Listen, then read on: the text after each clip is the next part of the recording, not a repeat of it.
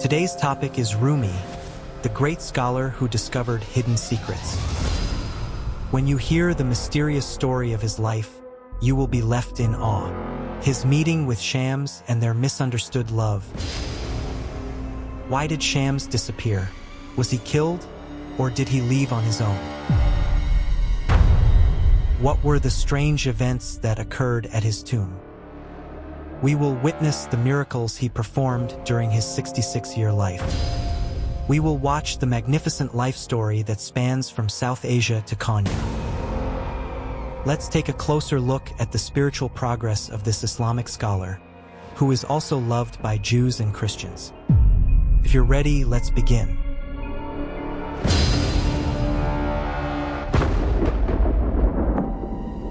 If you are human, if you hear, think, and love, you will tire your heart and intellect in the search for the great truth. You will speak of what you have heard and found. If you do not speak, your soul will convey the secrets it has reached to the heavens. But when you attain the great mysteries, that is when you must be silent, he said. These are the great secrets. Throughout his life, he, like other great saints and prophets, could not openly express some of the things he knew. There are mysteries about our creation and who we are that we are unaware of. If the veil over our eyes were lifted, what could we see? This is why we have been given knowledge that we can bear and comprehend. But it was not always this way. In the earliest stages of our creation, during the time of Prophet Adam and Mother Eve, all knowledge of objects and the truths about reality were bestowed upon them by God. However, over time, we were unable to carry these truths. Although it may seem that we have made tremendous advancements in science and technology today, we modern humans are much more ignorant and unknowing compared to the knowledge of truth that the first people sent to the world, Prophet Adam and Eve, possessed.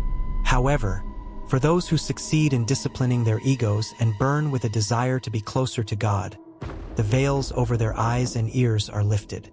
One such person was Rumi. Rumi once said, "I speak in a way that minds can comprehend at a lower level." Perhaps he didn't reveal everything he knew openly. However, there are some extraordinary events that people of his time witnessed, which will surprise you when you hear about them. But before we delve into that, let's briefly get to know Rumi a bit better. Rumi, whose real name is Muhammad Jalaluddin, was born on September 30th, 1207, in Afghanistan. Rumi's father was one of the prominent scholars of the city, and his mother was the daughter of the city's governor.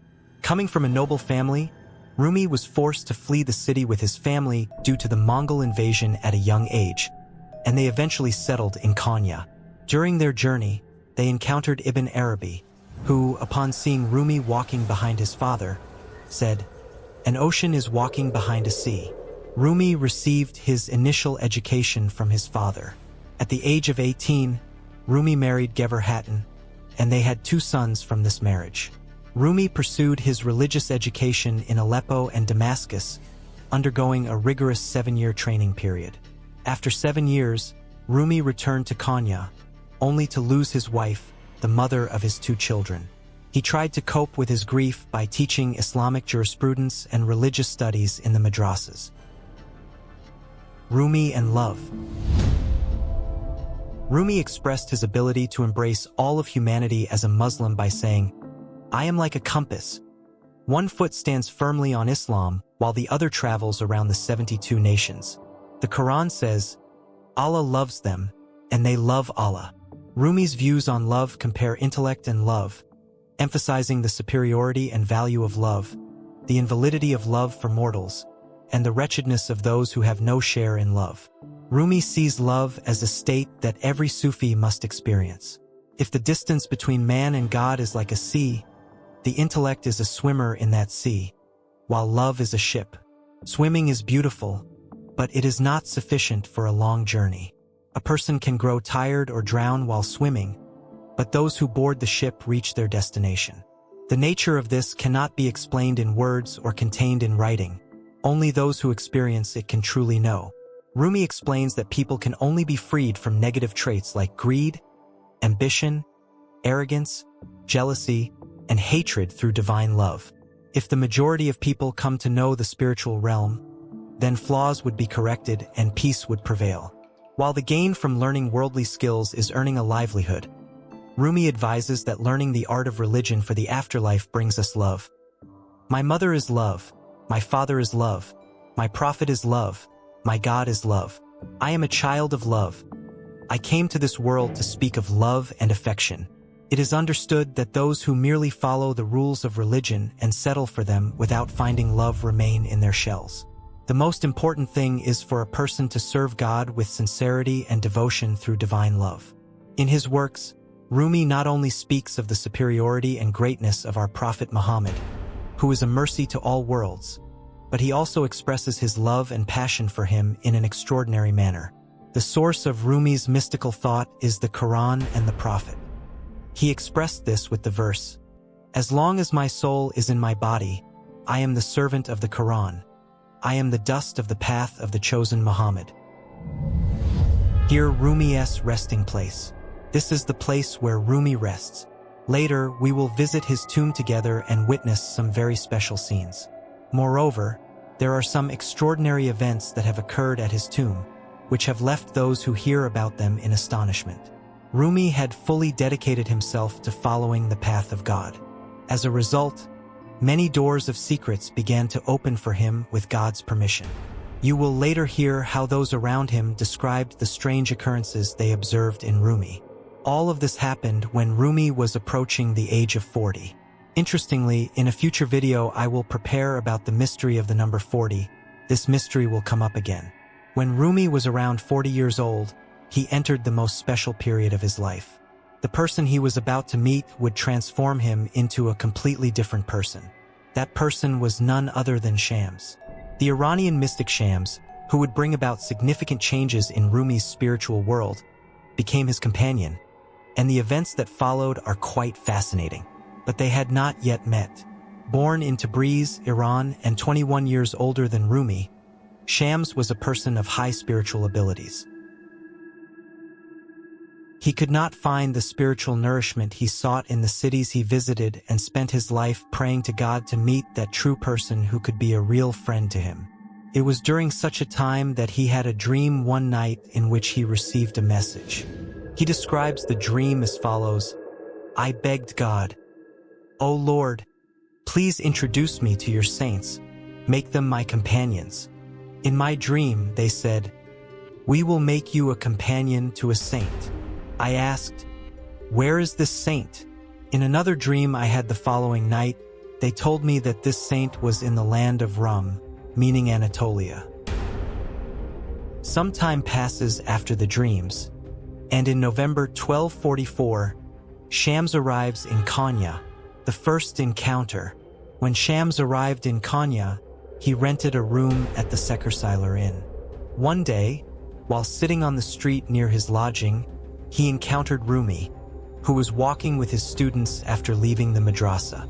Upon seeing him, Shems immediately stood up, stopped Rumi, and began conversing with him. Both were so deeply affected by their spiritual conversation that they began walking to the madrasa together. The conversation led to more conversations, and time seemed to pass unnoticed. According to some accounts, when they secluded themselves in the madrasa, Shems and Rumi did not leave the cell they had locked themselves in for weeks. Shems had finally found the person revealed to him in his dream. These two lovers of God suddenly cut off all ties with everything else and began spending day and night together. Rumi, too, had found a companion who would be just like him. Both were individuals who had been granted access to some great secrets by God. Because of this, they shared these secrets with each other, secrets they couldn't share with others. Shems describes this situation in his writings as follows: "I confide the secret to someone in such a way that I do not see him in my own being, but rather I see myself in his being. In this way, I am telling the secret to myself." Rumi and Shems, burning with the love of God, would whirl together in a state of Sema, completely disconnected from the outside world. However, this situation led to growing jealousy and hostility toward Shems from those who were deprived of Rumi's spiritual gatherings. The people, unable to connect with Rumi as they used to, began to turn against Shams, spreading various slanders about him. One day, Shams suddenly disappeared. No one knew where he had gone. During the 15 months of this separation, contrary to what was expected, Rumi did not return to his madrasa or resume teaching. He withdrew from everyone and, consumed by grief, isolated himself in solitude. Rumi was deeply unhappy. A few months passed, and news came that Shams had been seen in Damascus. Rumi wrote a letter to Shams, requesting that he return to Konya. Shams initially refused to return. Then, Rumi's son, Sultan Walid, went to Damascus to bring Shams back. Shortly after, Shams agreed to return to Konya, once again reuniting with Rumi. But the pressure from the public was even greater than before. Less than a year after his return, an assassination attempt was made on Shams. According to Aflaki's book, while Rumi and Shams were conversing, a group of 7 men came to the door of the cell, and one of them asked Shams to step outside. Shams turned to Rumi and said, "They are calling me to kill me." At that moment, a knife was thrust into Shams. He let out a piercing scream and disappeared from sight, leaving behind only a few drops of blood. Aflaki continues, despite all his efforts, Rumi could not find Shams. In his sorrowful state, unable to find him, Rumi removed his white turban, had a turban made from Yemeni and Indian fabric, and continued to wear this attire until his death. According to the accounts, one night Rumi's son, Walid, had a dream. In his dream, Shams informed him about a well. Sultan Walid, accompanied by his disciples, went to the well, and there they found the lifeless body of Shams. Shams had been killed during the assassination attempt, and his body had been thrown into the well. After Shams' death, Rumi withdrew into seclusion for many years and then began the whirling practice known as Sema. Sema is an ascension, a journey of return, and a celebration. In the universe, there is not a single particle that does not whirl, give thanks to God, and say, "Thank you for creating me and making me a witness to the universe." During this time, Rumi said, "I have become a servant, a servant, a servant. Every slave rejoices when they are freed, but I rejoice because I am your servant." It is said that just as Moses, despite being a prophet, sought out Khidr, Rumi sought Shams, even though there was no one at that time who had reached the spiritual station Rumi had attained. After Shams' disappearance, it is said that Rumi began reciting poems of love and whirled in Sema day and night without pause. Now, let's delve into some extraordinary events attributed to Rumi that are said to send shivers down one's spine. Those around Rumi witnessed countless miraculous occurrences, and the stories of these events have been passed down through the generations. Rumi was believed to have been granted various spiritual abilities by God. For instance, there are accounts of people witnessing the doors of the madrasa opening and closing by themselves as Rumi entered or exited. One event is even more remarkable. The Mongol army had besieged the city of Konya. Fearful of the Mongol soldiers who had spread throughout the city, the people turned to Rumi for help. They knew that wherever the Mongol army had invaded before, they had conquered and pillaged it. Upon hearing this, Rumi climbed a hill behind Konya's main square and began to pray. Rumi knew that the only way to overcome this trial was through God. When the soldiers saw Rumi praying, they prepared to shower him with arrows on command. However, no matter how hard they tried, their hands became bound together, and they could not pull back their bows to shoot. Everyone was astonished.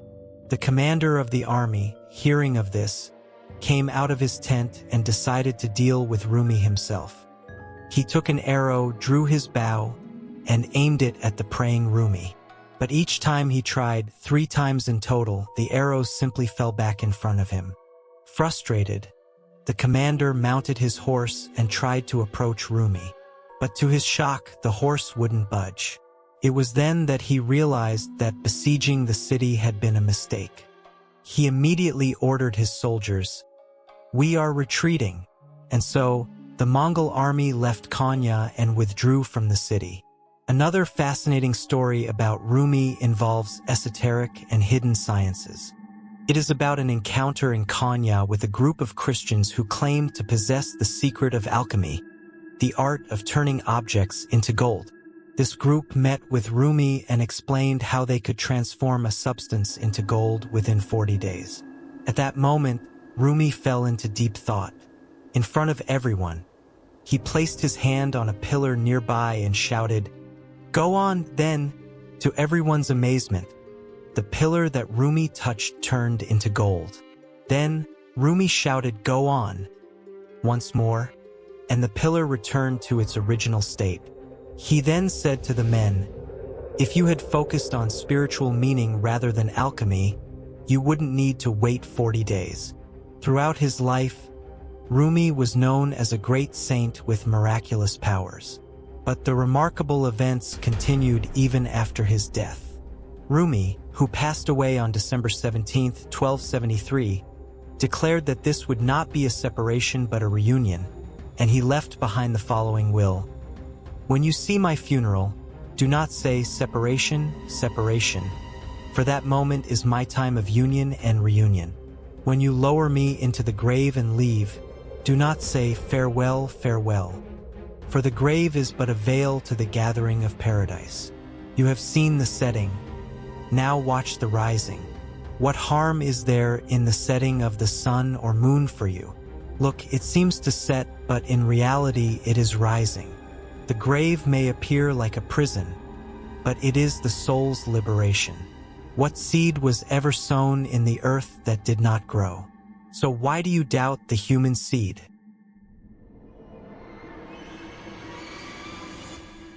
When I visited Rumi's tomb, the memory of an intriguing event that occurred after his passing came to mind. For the past 750 years, no one, neither sultans nor high-ranking officials, has been allowed to enter the burial chamber where Rumi rests, except for a 7-year-old girl. According to the story, Sultan Murad IV visited Rumi's tomb one day. When he arrived, he was very curious about what the inside of the burial chamber looked like and wanted to descend into it. However, the saints of that time prevented this and did not grant the Sultan permission. Then, the Sultan accidentally dropped his prayer beads into the burial chamber. After much insistence from the Sultan, a 7-year-old girl was given the task of descending and retrieving the prayer beads. The only known detail about the burial chamber is that there are stairs on both sides leading down. No one knows what the inside looks like. When the girl descended into the chamber, whatever she encountered caused her to lose the ability to speak when she emerged. Perhaps she was frightened, and the trauma she experienced caused this. But no one ever understood what had happened to her. Finally, I'd like to end with a quote from Rumi. But before that, don't forget to subscribe to my channel. We've tried to condense Rumi's vast life into a short video. Yet he summarized his entire life in just 3 words. Rumi said, "Not more than 3 words. My entire life in these 3 words. I was raw, I was cooked, I was burned.